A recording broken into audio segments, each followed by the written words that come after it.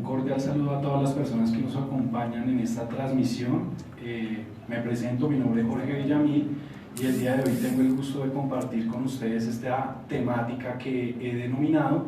la protección del derecho a un medio ambiente sano a través del Sistema Interamericano de Derechos Humanos. Para desarrollar esta intervención la he distribuido en 4 ítems, los cuales me permitiré diferenciar a continuación, en donde en un primer momento vamos a desarrollar el tema concerniente a la constitucionalización del derecho. En un segundo momento hablaré acerca del Sistema Interamericano de Derechos Humanos. Como tercer ítem de nuestra intervención abordaré a grandes rasgos el derecho a un medio ambiente sano como un derecho humano.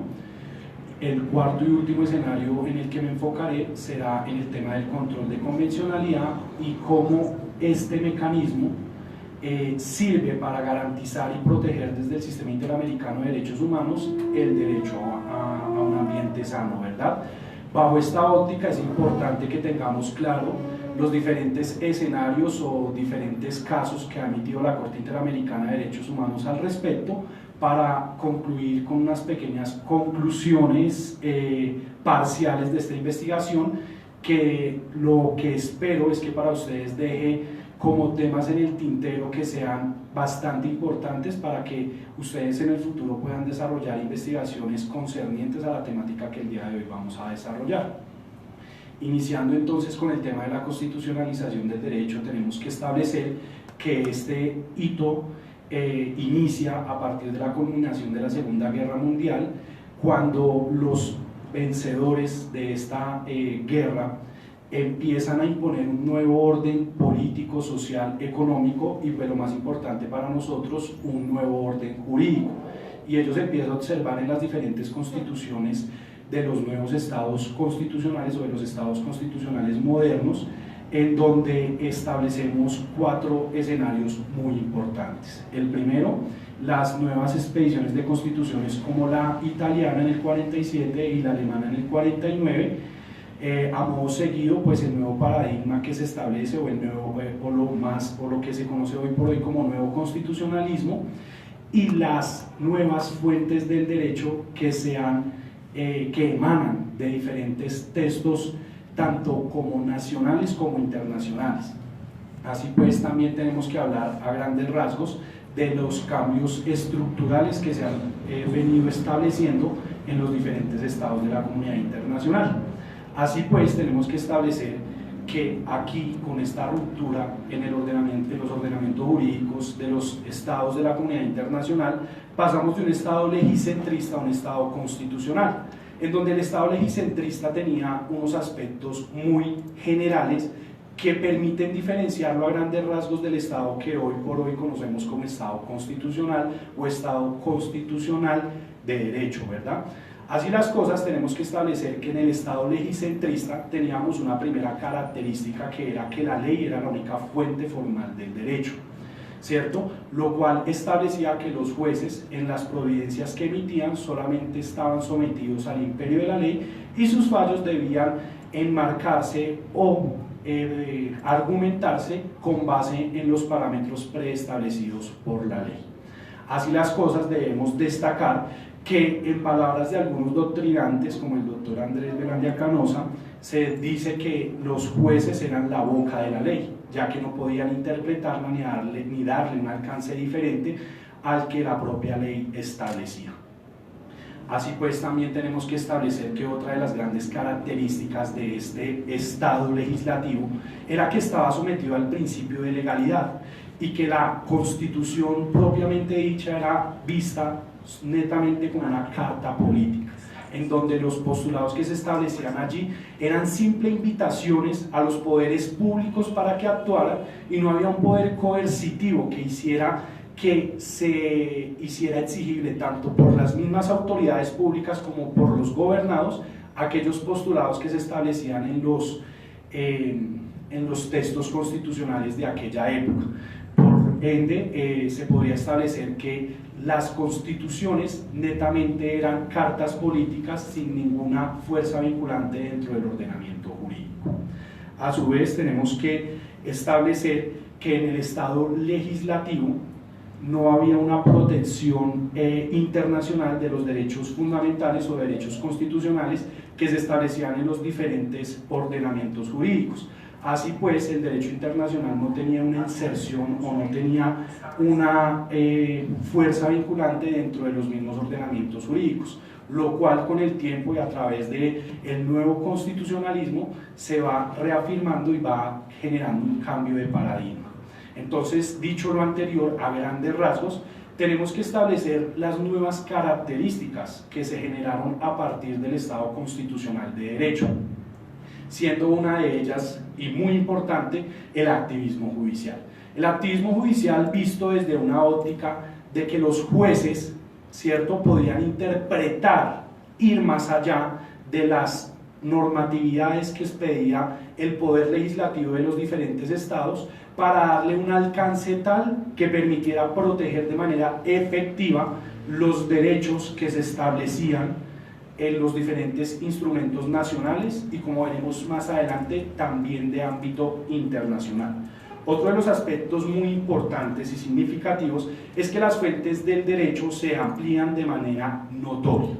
ya que no tenemos una simple fuente como la ley, sino como lo establece el artículo 230 de la Constitución Política de Colombia, en el artículo 230, inciso segundo, que establece que existen unas fuentes auxiliares de los ordenamientos jurídicos. Así pues tenemos, por ejemplo, la jurisprudencia, la doctrina, los principios generales del derecho, pero hay algo que debemos preguntarnos en este momento. ¿Será que la jurisprudencia hoy por hoy es tan auxiliar como el 230 de la Constitución lo establece? Desde nuestro criterio tenemos que establecer que la jurisprudencia ha venido tornando en una importancia dentro del ordenamiento jurídico que le da un alcance significativo a partir del sistema de precedentes que ha venido desarrollando la Corte Constitucional y que a partir de la superación del choque de trenes de las diferentes altas cortes del Estado colombiano ha permitido fortalecer este sistema que el Estado colombiano y los diferentes estados de la comunidad internacional lo han tomado del sistema angloamericano. Otro de los aspectos importantes que se deben rescatar en este periodo o en esta nueva faceta del nuevo derecho es el tema concerniente a la Constitución como una norma jurídica. La Constitución como una norma jurídica vista desde la fuerza vinculante que se le otorga dentro de los estados de la comunidad internacional, ya que este texto constitucional no son simples invitaciones a que los poderes del Estado actúen, sino son verdaderas normas de carácter imperativo que exigen que el Estado actúe en pro de dos aspectos muy significativos. Por un lado, garantizar el principio de supremacía constitucional, que se convierte en uno de los pilares que fundamenta a este Estado, y en el segundo aspecto, mejor, el tema de la protección de los derechos fundamentales, ya que hoy por hoy no solo protege derechos fundamentales, sino que, como veremos a continuación, los protege también a partir del bloque de constitucionalidad, protegiendo los derechos humanos que desde el derecho internacional se van reconociendo a los diferentes seres humanos por su simple condición como persona.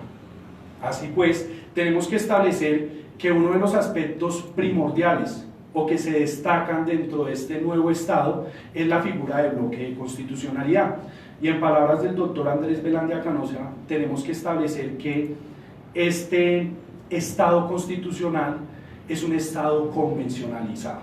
porque es aquel Estado, ¿cierto?, en el que hoy por hoy nos encontramos, en donde los estados de la comunidad internacional se encuentran sometidos a esta figura del bloque de constitucionalidad, lo cual permite hablar de normas de apertura, ¿cierto?, al derecho internacional, tal como lo establece el artículo 9, artículo 93, artículo 94 y el artículo 214 de la Constitución Nacional. Así las cosas, cabe resaltar que desde el derecho internacional se van acogiendo nuevas normatividades que van siendo también dentro de los estados, dentro de los sistemas domésticos, nuevas fuentes de derecho. Entonces tenemos una nueva fuente del derecho como son los tratados y convenios internacionales, los cuales hoy por hoy pues van adquiriendo una connotación jurídica bastante interesante, entre los cuales destacamos desde ya la Convención Interamericana sobre Derechos Humanos. Dicho esto, tenemos que mencionar que el bloque de constitucionalidad, en palabras del doctor Rodrigo Prigni, es aquella figura jurídica que permite ensanchar o ampliar el texto constitucional, incorporando a este cuerpo normativo aquellas normatividades que no se encuentran inmersas en sí mismas dentro de la Constitución, pero que permiten hablar de una unidad normativa que se amplía a través de, como lo establece el artículo 93 de la Constitución, hablar de tratados y convenios internacionales que versen sobre derechos humanos. Esto es muy interesante y muy importante porque bajo esta óptica empezamos a hablar del sistema interamericano de derechos humanos y empezamos a hablar de un sometimiento del derecho interno al derecho internacional, y ello va a permitir que haya una garantía más amplia de los derechos no solo fundamentales que a nivel local se conocen o se reconocen por parte del Estado, sino aquellos derechos que desde el derecho internacional se van reconociendo. Así las cosas, cabe resaltar la importancia que han tenido los diferentes sistemas de protección de derechos humanos, que es otro de los aspectos que se van generando o desarrollando con la culminación de la Segunda Guerra Mundial, en donde los estados dijeron: no podemos permitir que actos de barbarie tan grandes como los que se presentaron en esta guerra, pues se vuelvan a presentar en nuestra vida diaria, razón por la cual tenemos que fortalecer el derecho internacional y tenemos que generar algo muy importante: un esquema coercitivo que obligue a los estados a cumplir los postulados internacionales a los que se obliguen. Y aquí pues tenemos que, a partir de la creación del Sistema Europeo de Derechos Humanos en el año de 1950, posteriormente la creación del Sistema Interamericano de Derechos Humanos con la Convención Americana sobre Derechos Humanos en el 69, y posterior y últimamente más reciente es el Sistema Africano de Derechos Humanos y de los Pueblos, en donde se establecen diferentes mecanismos de protección para que se contrarresten las arbitrariedades en las que puedan incurrir los diferentes estados que se adhieren de manera voluntaria y soberana a estos sistemas, por así llamarlo, continentales de protección de derechos humanos. El día de hoy pues nos centraremos a hablar del Sistema Interamericano de Derechos Humanos como un sistema de protección de derechos que ha tenido un amplio recorrido hoy por hoy y que ha tenido avances significativos en lo que se conoce en el derecho internacional, ya que ha generado avances que, a partir del control de convencionalidad, ha tenido unos efectos internacionales. Así las cosas, pues tenemos que establecer que el Sistema Interamericano de Derechos Humanos se fundamenta en dos tratados y convenios internacionales que para la intervención del día de hoy son muy importantes, el cual es la Convención Interamericana sobre Derechos Humanos y el Protocolo de San Salvador. Como ya veremos más adelante, es el que fundamenta en gran parte la temática que venimos a desarrollar. El Sistema Interamericano de Derechos Humanos tiene dos órganos muy importantes que permiten un despliegue a gran escala de las competencias y atribuciones que se le reconocen en el cuerpo normativo de la Convención Interamericana o el Pacto de San José. Así pues encontramos por un lado la Comisión Interamericana de Derechos Humanos, la cual pues tiene una competencia cuasi jurisdiccional, en donde se encarga de velar por la protección efectiva de los derechos humanos en los diferentes estados americanos, del continente americano. También se encarga de hacer un estudio muy detallado de cómo se encuentran la vulneración o a qué escala llega la vulneración de derechos humanos en el continente americano. Y por último, de emitir informes sobre estos hallazgos que llegue a realizar en las diferentes visitas o intervenciones que haga a los estados que conforman el Sistema Interamericano de Derechos Humanos. Así pues, encontramos que la Comisión Interamericana de Derechos Humanos tiene un papel muy importante dentro del sistema interamericano, pero que hay que hacer una aclaración muy significativa. Por ejemplo, en el Sistema Europeo de Derechos Humanos, vamos a observar que no existe una comisión europea de derechos humanos, sino que se otorga la facultad, ¿cierto?, a partir de ser el mismo ciudadano europeo un sujeto activo dentro del proceso internacional, cosa que no ocurre en el sistema interamericano, ya que los únicos sujetos activos dentro del proceso internacional son la Comisión Interamericana de Derechos Humanos, que es la que somete un caso de presuntas vulneraciones de derechos humanos a conocimiento de la Corte Interamericana, o un mismo Estado parte de la Convención en donde denuncia a otro Estado por posibles vulneraciones de derechos humanos. Entonces aquí vemos desde mi óptica un primer obstáculo al acceso a un sistema regional de protección de derechos humanos, toda vez que las personas o las presuntas víctimas no pueden acudir de manera directa a exigir una protección de las presuntas vulneraciones que se realizaron de sus derechos humanos contemplados en los diferentes postulados normativos de la Convención. Esto es muy importante destacarlo.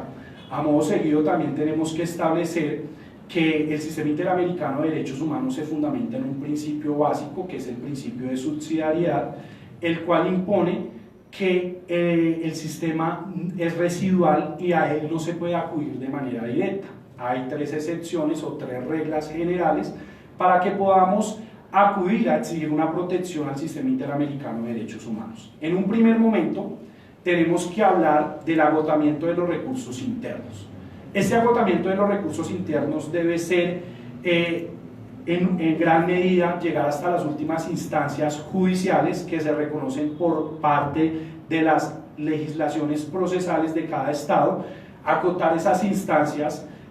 radica en stricto sensu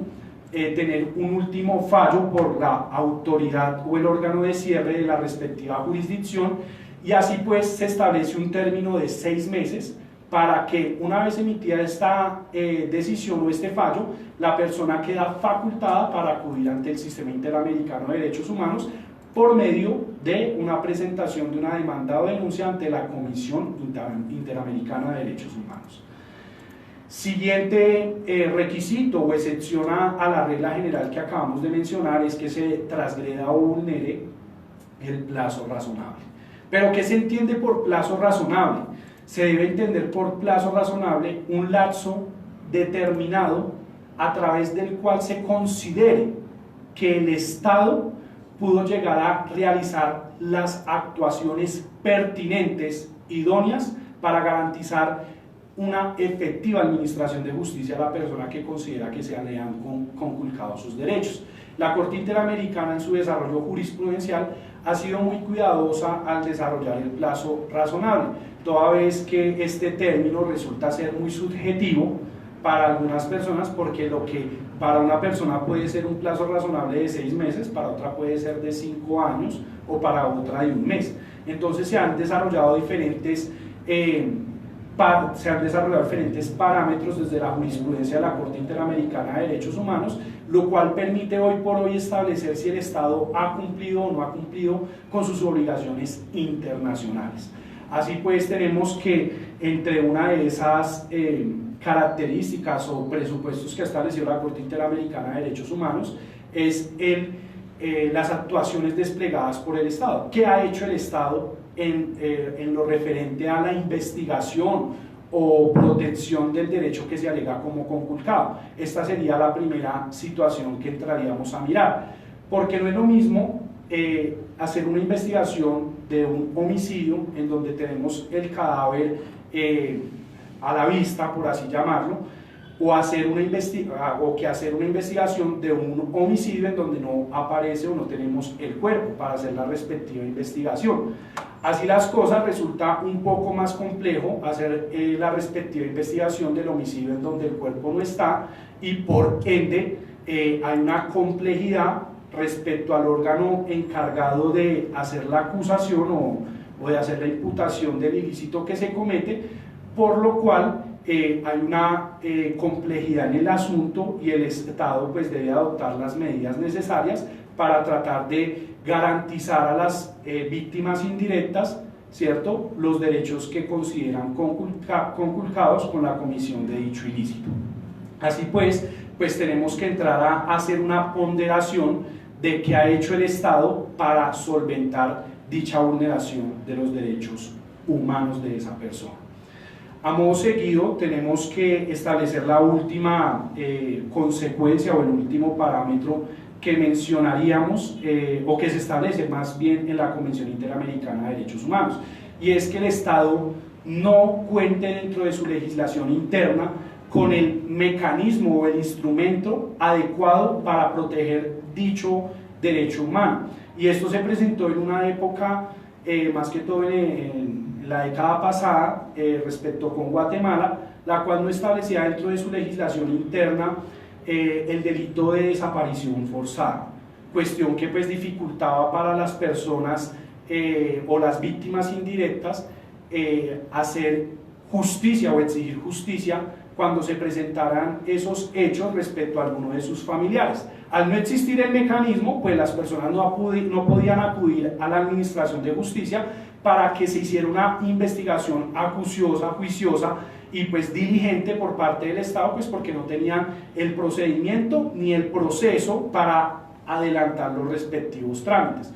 Entonces, ¿qué hicieron pues las personas que se vieron inmersas en esta omisión legislativa? Pues acudir directamente al sistema interamericano, Comisión Interamericana. En los trámites ante el sistema interamericano se somete dichos casos a estudio y conocimiento de la Corte Interamericana de Derechos Humanos, y pues ¿qué hace la Corte? Condenar al Estado de Guatemala y ordenarle que incluya dentro de su legislación un mecanismo o instrumento idóneo para que las personas pues dentro del derecho guatemalteco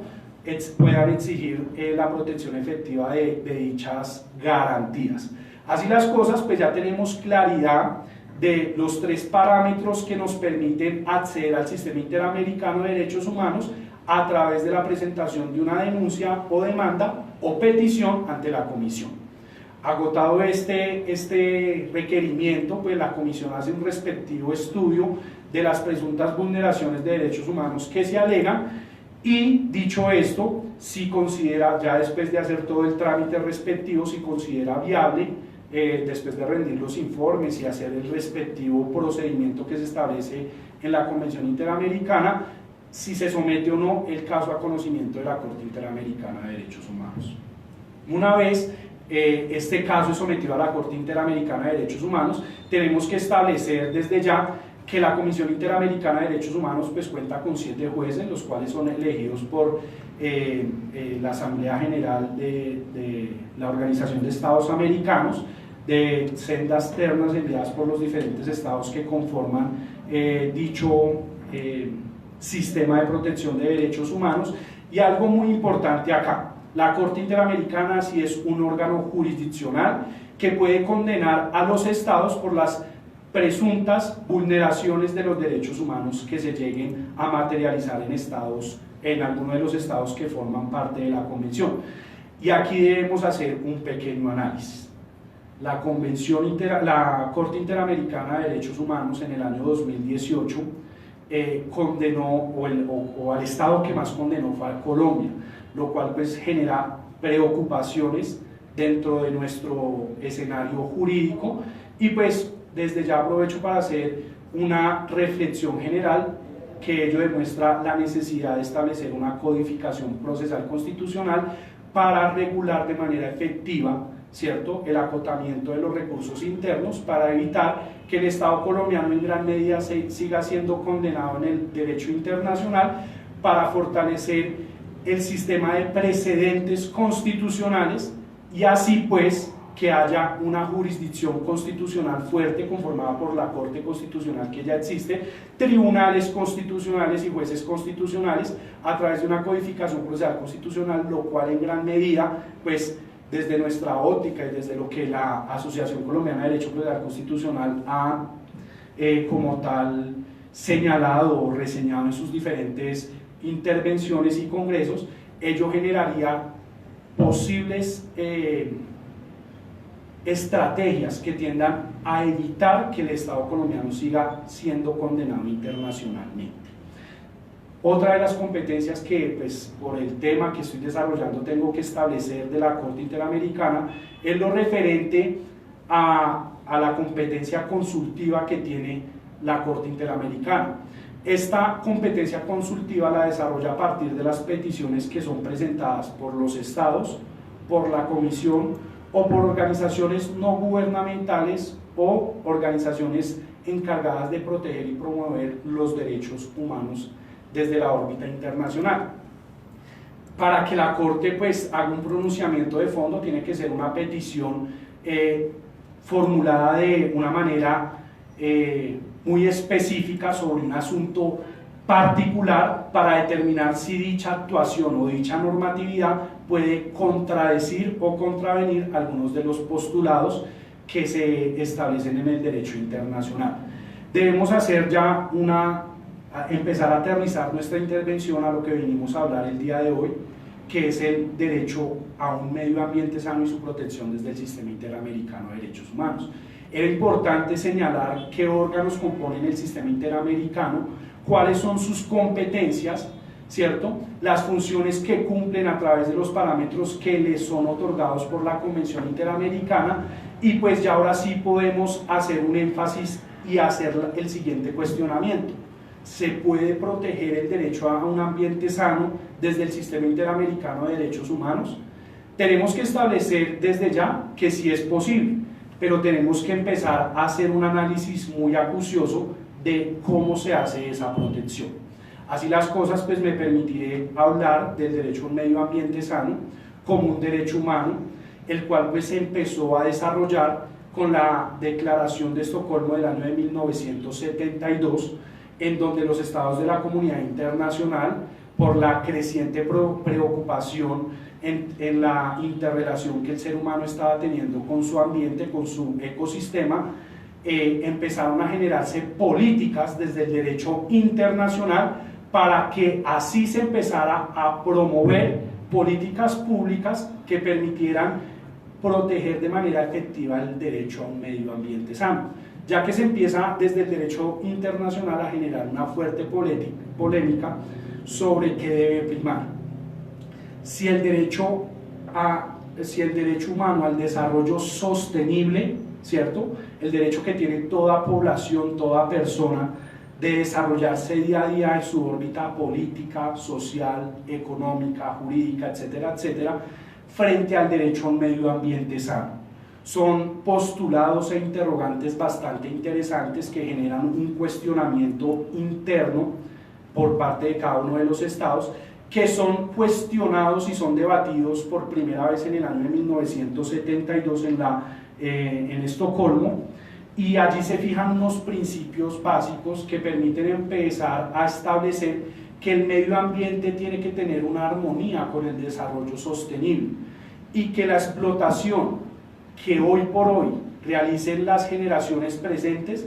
garanticen en gran medida los derechos, ¿cierto? Los derechos ambientales que en el futuro van a tener las generaciones que pues van a ir llegando, las futuras generaciones. Esto genera cuestionamientos bastante interesantes, ya que impone parámetros tales de que el hombre no puede hacer un uso indiscriminado de los diferentes recursos naturales que en los diferentes estados de la comunidad internacional existen, sino que tienen que haber unas contingencias y tiene que hacerse de una manera organizada, planificada, con una participación significativa de los estados al momento de hacer las diferentes concesiones o adjudicaciones, para que así pueda ejercerse un control y se pueda garantizar que los recursos que cada uno de los estados cuenta dentro de su patrimonio puedan perdurar para las futuras generaciones. Dicho esto, pues tenemos entonces que en Estocolmo se crea el hito o el primer aspecto importante referente al derecho a un ambiente sano. Anteriormente manifestaba o traía a colación el tema del Pacto de San Salvador, en donde en su artículo 11 establece el derecho humano a un ambiente sano. El protocolo de San Salvador pues es adicional o adiciona el tema de derechos sociales, económicos y culturales de la Convención Interamericana de Derechos Humanos. Quiere decir que hace lo que comúnmente se llama como derechos de segunda generación, amplía dicha órbita, dicha generación de derechos que desde el derecho internacional se empiezan a generar o a desarrollar, y que los estados de manera automática y soberana empiezan a reconocerle a sus gobernados. Así pues, este protocolo es del año de 1988 y genera por primera vez en el derecho internacional un fundamento coercitivo que puede llegar a ser exigible a través del Sistema Interamericano de Derechos Humanos para que las personas puedan accionar en contra del Estado en caso de que incurra en una acción u omisión que pues en últimas dañe o transgreda los derechos ambientales o el derecho a un ambiente sano de cada persona. Posteriormente, pues obviamente existen diferentes convenios y tratados internacionales, o más específicamente declaraciones sobre el derecho a un medio ambiente sano, pero pues por cuestiones del tiempo y de la temática que se está desarrollando no podemos referirnos a cada uno, pero otro de los cuales cabe la pena resaltar para fundamentar nuestra intervención es la Declaración de Río del año de 1992, en donde se establecen los 21 principios bajo los cuales se debe desarrollar el derecho a un medio ambiente sano y los postulados a partir de los cuales el Estado debe realizar esa respectiva protección y armonización entre el derecho a un medio ambiente sano y lo que hoy por hoy se denomina, según el doctrinante y profesor mexicano Vicente Fernández, como el derecho el derecho humano al desarrollo sostenible, en donde las sociedades no pueden truncarse o limitarse a seguir cumpliendo, a seguir satisfaciendo las necesidades básicas de su población por no ejecutar o no explotar los recursos que cuentan dentro de su patrimonio, sino que se debe hacer todo lo contrario, se debe generar una explotación armónica sin que se destruya el medio ambiente. Entonces aquí nos hacemos la primera pregunta en este capítulo de nuestra intervención. ¿Será que el poder legislativo de cada estado, el Congreso propiamente dicho, puede ser responsable por la contaminación que se haga del medio ambiente sano? Es una propuesta bastante interesante porque el Congreso o el poder legislativo puede llegar a incurrir en acciones o en omisiones que en últimas van a generar daños irremediables al medio ambiente. Pensemos esto: el Congreso de la República de Colombia expide una ley que sea muy benéfica o benefactora para las empresas de extracción minera extranjeras. Ellas llegan aquí a Colombia sin cumplir requisitos, sin tener que hacer estudios previos, sin hacer todos los trámites que a partir del Ministerio del Medio Ambiente y sus subsecretarías correspondientes se deben adelantar, sino que ya simplemente con la petición se puede hacer la explotación indefinida del suelo que se solicita para explotar. Así tenemos una confrontación bastante importante o interesante, porque el Congreso, al emitir dicha normatividad, podría estar desconociendo no solo la Constitución, sino los derechos fundamentales de diferentes comunidades, como las afrodescendientes y las comunidades indígenas, que, como lo veremos más adelante, han sido las más afectadas con este tema minero. Así las cosas, hay un llamado muy importante para desarrollar diferentes cuestionamientos acerca de las responsabilidades del legislador en cuanto a temas ambientales, ya que, como nosotros conocemos, un daño ambiental puede llegar a ser irreparable, irremediable. Y supongamos que pueda ser reparable, pero ¿cuántos años dura? Y aquí es muy importante que el Congreso sea muy cuidadoso, muy cauteloso, si no quiere verse inmerso en una responsabilidad interna, y que, ¿por qué no traer a colación una acción que se pueda desarrollar desde la propia Constitución para que se pueda repetir contra los senadores que promovieron dicho proyecto de ley. Aquí habría como un obstáculo o habría una barrera para impedir que el poder legislativo de cada estado legisle de manera descuidada y sin velar por la garantía del derecho humano a un ambiente sano. Así las cosas, pues tenemos que ya empezar a terminar, a aterrizar nuestra intervención, y pues tristemente, como les dije inicialmente, el Sistema Interamericano de Derechos Humanos sí es procedente para proteger el derecho a un medio ambiente sano, pero lastimosamente la Corte Interamericana de Derechos Humanos, en sus diferentes fallos que ha emitido, ha sido un poco tibia y no ha sido tan activista como en otros escenarios que la hemos visto, sino que se ha enfocado en proteger o garantizar otros derechos y menos el derecho al medio ambiente sano, y sin importar que hay un fundamento convencional dentro de su cuerpo juris convencional, como la misma Corte lo denomina, sin aterrizar en esta protección de este artículo 11 del Pacto del Protocolo de San Salvador. Por ejemplo, en casos como Yaque Yatza versus Paraguay, Comunidad Sayahuaca versus Paraguay, el pueblo de Saramaca versus Surinam, entre otros, que han sido emitidos por la Corte Interamericana de Derechos Humanos y que han vulnerado los derechos de diferentes comunidades indígenas. Y la Corte no se ha enfocado en proteger el derecho a un medio ambiente sano, no se ha enfocado en decir, oiga, ¿cuál fue el impacto ambiental en este caso que estamos estudiando? Sino se ha enfocado en, oiga, sí hay una vulneración de derechos, pero no del derecho al medio ambiente, sino de derechos como la propiedad privada o la propiedad colectiva, que desde la jurisprudencia o desde esta jurisprudencia que acabé de mencionar, la Corte Interamericana de Derechos Humanos ha desarrollado algo que se llama la propiedad colectiva de las comunidades afrodescendientes o de las comunidades indígenas. El derecho a la vida, cuando con una extracción minera se genera un impacto tal que hay una afectación masiva a las vidas de diferentes personas que integran una comunidad, y que pues con ocasión a esta intervención o esta extracción de los recursos naturales, pues se ven perjudicadas determinadas personas que terminan pues falleciendo en dicho proceso.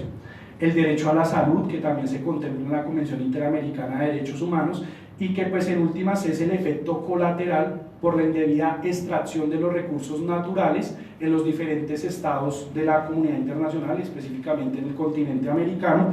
Y por último, el tema de la protección, el derecho a la protección judicial o de las garantías judiciales. Aquí observamos que los estados, por ejemplo en el caso que se menciona Paraguay, no creó mecanismos importantes para incluir a sus comunidades indígenas, para evitar que se les vulneraran de manera sistemática los derechos humanos, incluyendo el derecho a un medio ambiente sano. La invitación es a que se haga una lectura de las diferentes sentencias que acabo de mencionar, y ustedes van a observar que la Corte Interamericana hace una citación o toca el derecho a un medio ambiente de manera remota, de manera insignificante, sin darle la relevancia jurídica que debiese tener en los diferentes fallos. Y una de las razones que uno ve para que la Corte Interamericana no sea tan activista como en otras situaciones es que en algunos casos las empresas de extracción minera resultan ser más poderosas que el mismo Estado que está permitiendo o está siendo cómplice en esa devastación del medio ambiente, lo cual genera que pues en últimas el Estado se vea impotente y que la multinacional, al ser más fuerte que el propio Estado, pues quede con las manos limpias y el Estado quede devastado, y que su pueblo sea el que se vea afectado con las diferentes extracciones mineras que pues hoy por hoy ya conocemos. Entonces, ¿cuál podría ser las diferentes soluciones que a través de esta ponencia o de esta intervención quiero dejarles? En primer momento, el control de convencionalidad desarrollado en el año 2006 por parte de la Corte Interamericana de Derechos Humanos en el caso de Almonacid Arellano versus Chile es uno de los instrumentos más importantes o más fuertes que hoy por hoy se han desarrollado en el Sistema Interamericano de Derechos Humanos. Es un avance tan importante que por así decirlo, y en palabras en palabras de la Asociación Colombiana de Derechos Humanos, es un logro que ha tenido el Sistema Interamericano de Derechos Humanos y que tenemos que desarrollar en una codificación procesal constitucional. Y este sería el instrumento más fuerte para que derechos como el medio ambiente se puedan proteger. Aquí la Corte entraría a ejercer un control de convencionalidad concentrado, ¿cierto?, con un efecto abstracto para todos los estados de la comunidad internacional o de la comunidad interamericana, ya que tiene un efecto vinculante y las decisiones que adopte la Corte Interamericana marcan un precedente para los demás estados y esos estados tienen que acatar en últimas dicha cuestión. Así pues, voy a hacer una breve ejemplificación de lo que acabo de mencionar. Hoy por hoy nosotros vemos en Colombia las costas colombianas bastante contaminadas y la pregunta es, ¿quién es el responsable? Y llegamos a la siguiente conclusión: el Estado es responsable, ya sea por acción o por omisión. Entonces las personas, los pescadores, los habitantes de dichos territorios que se ven afectados con esas omisiones o acciones en las que incurre el Estado no podrán acceder al Sistema Interamericano de Derechos Humanos para que sean reparados de manera integral por las presuntas vulneraciones que el Estado hace de sus derechos. La respuesta, como ya lo he venido diciendo, es sí, pero observamos que el mismo Sistema Interamericano encabezado por la Corte Interamericana de Derechos Humanos a veces resulta ser un poco temerosa en este asunto. Entonces, al momento de que los diferentes sujetos o las diferentes personas que, como en el caso de las costas colombianas, se vean afectadas, pueden acceder al Sistema Interamericano de Derechos Humanos, exigir una efectiva protección de sus derechos al ambiente sano, fundamentado en el artículo 11, y exigir que las actuaciones u omisiones en las que incurrió el Estado, pues se le ejerza un control de convencionalidad y hacer una confrontación normativa con el texto convencional, a ver si el Estado en algún momento puede llegar a ser condenado en instancias internacionales. Esto sería pues algo bastante interesante. Es una invitación que les quiero hacer para mostrarles lo que hoy por hoy en el último mes ha sido discusión en los diferentes medios de comunicación de nuestro país, y que sí existe un mecanismo internacional para que estas personas puedan acudir a estas instancias y que puedan garantizar de manera efectiva sus derechos. Ya para terminar, pues quiero arrojar algunas conclusiones. En primer momento, el derecho al ambiente sano es un derecho humano desarrollado en el artículo 11 de la Convención del Pacto de San Salvador, del Protocolo de San Salvador, y este es el fundamento convencional para ejercer un control de convencionalidad. Segundo, bajo la postura del doctor Manuel Corado de Paz, se hace el siguiente planteamiento como conclusión: ¿será que es necesario crear un tribunal administrativo del medio ambiente?